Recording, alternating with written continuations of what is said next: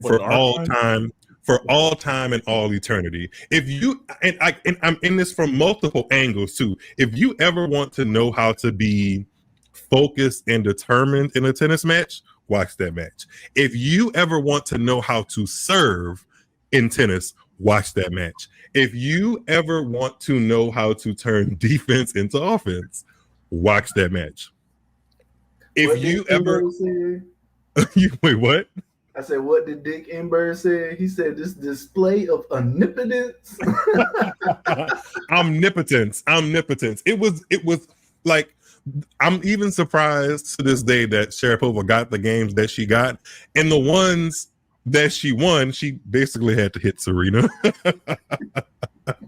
That's one of my favorite gifts, by the way. Yes, when Serena turns around and says what she says, I think it rhymed with which. I'm not quite sure. It may have rhymed with which. I'm not sure.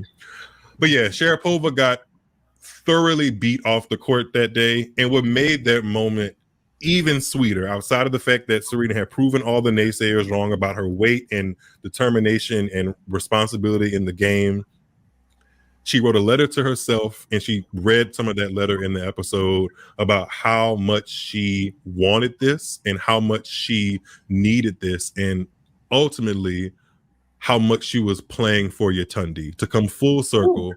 To have gone through everything that she had gone through from 2003 to 2007 and literally holding the trophy, dedicating that to her sister, was just icing on the cake.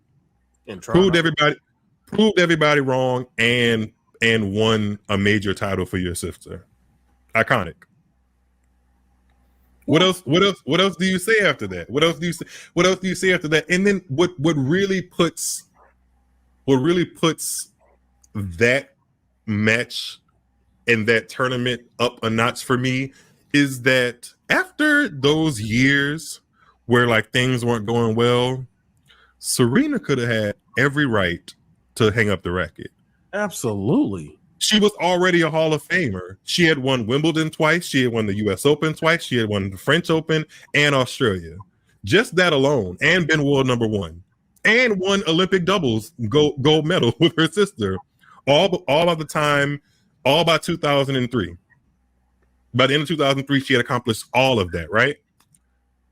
She could have just been like, well, that was my tennis career.